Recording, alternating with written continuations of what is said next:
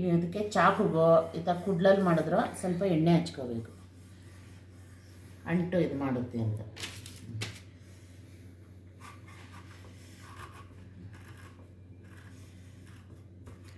ನೋಡಿ ಈ ಥರ ಅಂಟು ಸ್ವಲ್ಪ ಸಣ್ಣ ಸಣ್ಣ ಹೋಳುಗಳಾಗಿ ಕಟ್ ಮಾಡ್ಕೋಬೇಕು. ಹಿಂಗೆ ತೋರಿಸ್ತೀನಿ.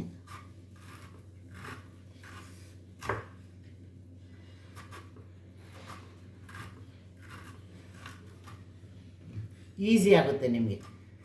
ನೋಡಿ ಹಿಂಗೆ ಕಟ್ ಮಾಡ್ಕೋಬೇಕು. ಕಟ್ ಮಾಡ್ಕೊಂಬಿಟ್ಟು ಇದೆಯಲ್ಲ ಸಣ್ಣದಾಗಿ ಎರ್ಕೊಂಡು ಹೋಗ್ಬೇಕು. ಈಸಿಯಾಗಿ ಮಾಡ್ಬೋದು.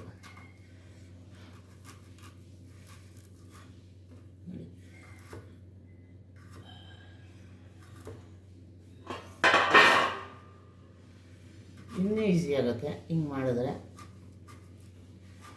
ತುಂಬ ಏನು ಕಷ್ಟ ಆಗಲ್ಲ.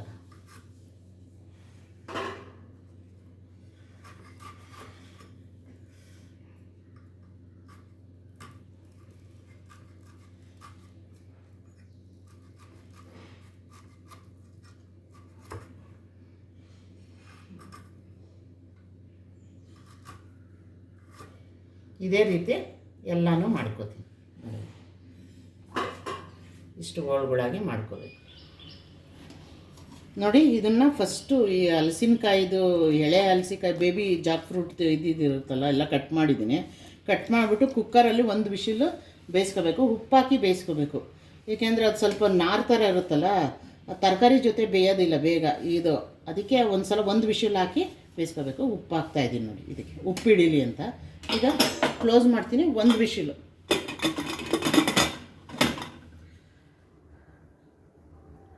ಇದಕ್ಕೆ ಆ ಸಾಂಬಾರಿಗೆ ಹುಳಿಗೆ ಬೇಕಾಗುವಂಥ ಮಸಾಲೆನ ಹಾಕೋಬೇಕು. ಫಸ್ಟು ನಾನು ಕಾಯಿನ ಹಚ್ಚಿಟ್ಕೊಂಡಿದ್ದೀನಿ ನೋಡಿ, ಒಂದು ಹೋಳಷ್ಟು ಕಾಯಿನ ಹಾಕೋತೀನಿ. ಇದು ಒಂದು 1/2 ಇಂಚು ಶುಂಠಿ ಹಾಕ್ಕೊಂಡಿದ್ದೀನಿ. ಬೆಳ್ಳುಳ್ಳಿ ಹಾಕ್ಕೊತೀನಿ 2 ಗೆಡ್ಡೆ. ಒಂದು ಸಣ್ಣ ಈರುಳ್ಳಿ ಅಷ್ಟು ಈರುಳ್ಳಿ ಹಾಕೋತೀನಿ. ಟೊಮೆಟೊ ಆಮೇಲೆ ಹಾಕೋತೀನಿ. ಈಗ ಇದನ್ನು ಗ್ರೈಂಡ್ ಮಾಡ್ಕೊಂಬರ್ತೀನಿ.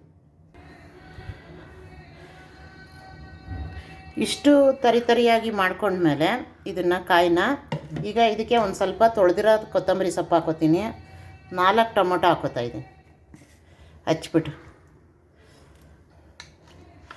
ಇಷ್ಟು ಸ್ವಲ್ಪ ತರಿಯಾಗಿ ಮಾಡ್ಕೋಬೇಕು. ತುಂಬ ನುಣ್ಣಗೆ ಮಾಡ್ಕೋಬಾರ್ದು. ತರಿಯಾಗಿ ಮಾಡಿಕೊಂಡ್ರೆ ಅದು ರಸ ಚೆನ್ನಾಗಿ ಬರ್ತದೆ. ಎಣ್ಣೆ ಹಾಕಿದ್ದೀನಿ. ಈಗ ಒಂದು ಪಾತ್ರೆಗೆ ಒಗ್ಗರಣೆ ಹಾಕೋತಾಯಿದ್ದೀನಿ. ಫಸ್ಟು 1 ಸ್ಪೂನಷ್ಟು ಸಾಸಿವೆ ಸಿಡಿಲಿ, ಕರ್ಬೇವಿನ ಸೊಪ್ಪು, ಹಿಂದೆನೇ ಈರುಳ್ಳಿ, 1 ಈರುಳ್ಳಿ ಚೆನ್ನಾಗಿ ಫ್ರೈ ಮಾಡ್ಕೋಬೇಕು. ಚೆನ್ನಾಗಿ ಇದು ಬಾಡಿಸಿದ್ಮೇಲೆ ಅವರೆಬೇಳೆ ನೆನೆಸಿಟ್ಕೊಂಡಿದ್ದೀನಿ. ಅವರೆಕಾಳಾದರೂ ಹಾಕೋಬೋದು. ನನ್ನ ಹತ್ರ ಅವರೆಬೇಳೆ ಇತ್ತು, ಅದನ್ನು ನೆನೆಸಿಟ್ಕೊಂಡಿರೋದು ಹಾಕ್ತಾಯಿದ್ದೀನಿ. ಒಂದು 100 ಗ್ರಾಮಷ್ಟು ಹಾಕೊಳ್ಳಿ ಸಾಕು. ಬೇಯಿಸಿಟ್ಕೊಂಡಿದ್ದು ಹಲಸಿನಕಾಯಿ ನೀರನ್ನ ಈ ಅವರೆಬೇಳೆಗೇ ಹಾಕ್ತೀನಿ. ಬಿಸಿಯಾಗಿ ಬೇಗ ಕುದಿ ಬರುತ್ತೆ ಅಂತ. ಇದು ಕುದಿ ಬಂದಮೇಲೆ ತರಕಾರಿ ಹಾಕ್ಬೇಕು. ಈಗ ಇದಕ್ಕೆ ತುಂಬ ತರಕಾರಿಗಳು ಹಾಕಿದ್ರೆ ಅದ್ರ ಟೇಸ್ಟ್ ಎನ್ಹಾನ್ಸ್ ಆಗೋದು. ಅದಕ್ಕೆ ನಾನು ಸೀಮೆ ಬದನೆಕಾಯಿ, ಆಲೂಗಡ್ಡೆ, ಹುಳ್ಳಿಕಾಯಿ, ಕ್ಯಾರೆಟು, ಆಮೇಲೆ ಗೆಡ್ಡೆಕೋಸು, ನವಿಲುಕೋಸು ಅಂತಾರಲ್ಲ ಅದು ಅಷ್ಟೂ ಈಗ ನೋಡಿ ಕುದೀತಾ ಇದೆ. ಅವರೆಬೇಳೆ ಆಗಲೇ ಸ್ವಲ್ಪ ಬೆಂದು ಎಲ್ಲನೂ ಒಟ್ಟಿಗೆ ಹಾಕ್ಬೇಕು. ಅದು ತರಕಾರಿ ಜಾಸ್ತಿ ಹಾಕಿದಷ್ಟು ತುಂಬ ಟೇಸ್ಟ್ ಬರುತ್ತೆ ಇದು. ಹಿಂದಿನ ಕಾಲದಲ್ಲಿ ಜಾತ್ರೆಗಳಲ್ಲಿ, ಫಂಕ್ಷನ್ಗಳಲ್ಲಿ, ಮದುವೆಗಳಲ್ಲಿ ಅದಕ್ಕೆ ಹಂಗೆ ಹಾಕಿ ಹುಳಿ ಮಾಡ್ತಾ ಇದ್ದಿದ್ದು. ಈ ತರಕಾರಿ ಬೇಗ ಬೆಂದ್ಬಿಡುತ್ತೆ. ಕುಕ್ಕರಲ್ಲಿ ಹಾಕೋಕೆ ಹೋಗ್ಬೇಡಿ. ಇದೊಂದು ಕುಕ್ಕರಲ್ಲಿ ಬೇಯಿಸ್ಕೊಂಡ್ರೆ ಇನ್ನು ಮಿಕ್ಕಿದೆಲ್ಲ ತರಕಾರಿ ಬೆಂದ್ಬಿಟ್ಟು ಮೆತ್ತಗಾಗ್ಬಿಡುತ್ತೆ. ಈ ಓಪನ್ ಆಗಿ ಬೇಯಿಸ್ಕೊಂಡ್ರೇ ಒಳ್ಳೆಯದು ತರಕಾರಿ. ಈಗ ಒಂದು 5 ನಿಮಿಷ ಉಪ್ಪು ಹಾಕ್ಬಿಡ್ತೀನಿ. ತರಕಾರಿಗೆ ಉಪ್ಪು ಹಿಡೀಲಿ. ಅದಕ್ಕಾಗಲೇ ಹಾಕಿದ್ದೆ, ಅದಕ್ಕೆ 1 ಸ್ಪೂನ್ ಹಾಕ್ತೀನಿ ಸಾಕು. ಇದಕ್ಕೆ ಜಾಕ್ ಫ್ರೂಟ್ಗೆ ಬೇಯಕ್ಕೆ ಹಾಕುವಾಗ ಹಾಕಿದ್ರಿಂದ ತರಕಾರಿಗೆ ಮಾತ್ರ ಉಪ್ಪು ಹಿಡೀಲಿ ಅಂತ ಹಾಕ್ತಾಯಿದ್ದೀನಿ. ಮುಚ್ಚಿಬಿಡ್ತೀನಿ ಒಂದು 10 ನಿಮಿಷ. ತರಕಾರಿ ಕುದಿ ಬಂದಿದೆ. ಕುದಿ ಬಂದಾಗ ಬದನೆಕಾಯಿ ಹೆಚ್ಚಿಟ್ಕೊಂಡಿದ್ದೀನಲ್ಲ ಅದನ್ನ ಹಾಕ್ತೀನಿ. ನೀರಲ್ಲಿ ಹಾಕಿಟ್ಟಿದೆ. ಅದು ಬೇಗ ಹಾಕ್ಬಿಟ್ರೆ ಬೇಗ ಎಲ್ಲ ಕರ್ಗೋಗ್ಬಿಡುತ್ತೆ. ಈಗ ಹಾಕಬೇಕು ಮಸಾಲೆ ಹಾಕೋ ಟೈಮಲ್ಲಿ. ಒಂದು 3 ಬದನೆಕಾಯಿ ಹಾಕಿದ್ದೀನಿ, ಒಂದು ಟೊಮೆಟೊ. ನಾವು ಎಷ್ಟೇ ರುಬ್ಬಾಕಿದ್ರು ಟೊಮೆಟೊ ಹಚ್ಚಿ ಹಾಕಿದ್ರೂ ಅದು ಟೇಸ್ಟ್ ಬರೋದು. 1 ಟೊಮೆಟೊ ಹಾಕಿದ್ದೀನಿ. ಒಟ್ಟು ಇಷ್ಟು ತರಕಾರಿಗೆ 5 ಟೊಮೆಟೊ ಹಾಕಿದ್ದೀನಿ.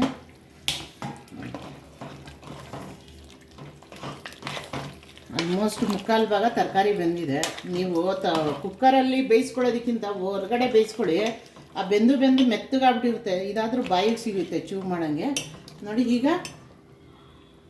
ಸಾಕು. ಈಗ ಮಸಾಲೆ ಒಯ್ದುಬಿಡ್ತೀನಿ. ಅದೇ ಮಸಾಲೆಯಲ್ಲಿ ಬೇಯ್ಕೊಳ್ಳುತ್ತೆ, ಅದೇ ಕಾವಲು ರುಬ್ಬಿರೋ ಮಸಾಲೆ. ಬರೀ ಮಸಾಲೆ ಹುಯ್ದಿದ್ದೀನಿ ರುಬ್ಬಿರೋದು. ಈಗ ನಾನು ಸಾಂಬಾರು ಪುಡಿ ಹಾಕ್ತೀನಿ. ಇದಕ್ಕೆ ಸಾಂಬಾರು ಪುಡಿ ಬಿಟ್ಟರೆ ಬೇರೆ ಯಾವುದು ಕಾಂಬಿನೇಷನ್ ಸೆಟ್ ಆಗೋಲ್ಲ. ಧನಿಯಾ ಪುಡಿ, ಮೆಣಸಿನ್ಕಾಯಿ ಪುಡಿ ಇದಕ್ಕೆ ಸೆಟ್ಟೇ ಆಗೋಲ್ಲ. ಇದಕ್ಕೆ ಹುಳಿ ಸಾರಿನ ಪುಡಿ ಇರುತ್ತಲ್ಲ ಅದು ಹಾಕಬೇಕು. ನಾನು 4 ಸ್ಪೂನ್ ಅಷ್ಟು ಹಾಕೋತಾ ಇದ್ದೀನಿ. ಕ್ವಾಂಟಿಟಿ ಜಾಸ್ತಿ ಇದೆಯಲ್ಲ, ನೀವು ಕಮ್ಮಿ ಬೇಕಾದರೆ ಕಮ್ಮಿ ನೋಡಿ ಹಾಕೊಳ್ಳಿ. 4 ಸ್ಪೂನ್ ಬೇಕು ಇಷ್ಟು ತರಕಾರಿ ಮಸಾಲೆಗೆಲ್ಲ. ಉಪ್ಪು ಆವಾಗಲೇ ಹಾಕ್ಕೊಂಡಿದ್ದೀನಿ, ನೋಡಿಕೊಂಡು ಅಡ್ಜಸ್ಟ್ ಮಾಡ್ಕೋಬೇಕು. ಏಕೆಂದರೆ ಅದು ಹಲಸಿನಕಾಯಿಗೂ ನಾನು ಇದು ಮಾಡಿದ್ದೀನಲ್ಲ, ಹಾಕಿದ್ದೀನಿ ಬೇಯೋಕ್ಕೆ ಉಪ್ಪು ಹಿಡೀಲಿ ಅಂತ. ತರಕಾರಿ ಬೇಯುವಾಗಲೂ ಹಾಕಿದ್ದೀನಿ. ಈಗ ನೋಡ್ಕೊಂಡು ಅಡ್ಜಸ್ಟ್ ಮಾಡ್ಕೋಬೇಕು. ಈಗ ಇದೆಲ್ಲ ತರಕಾರಿ ಬದನೆಕಾಯಿ ಬೇಗ ಬೆಂದೋಗ್ಬಿಡುತ್ತೆ, ಹಾಗಾಗಿ ಲೇಟಾಗಿ ಹಾಕ್ತಾಯಿದ್ದೀನಿ. ಇದಿಷ್ಟೇ.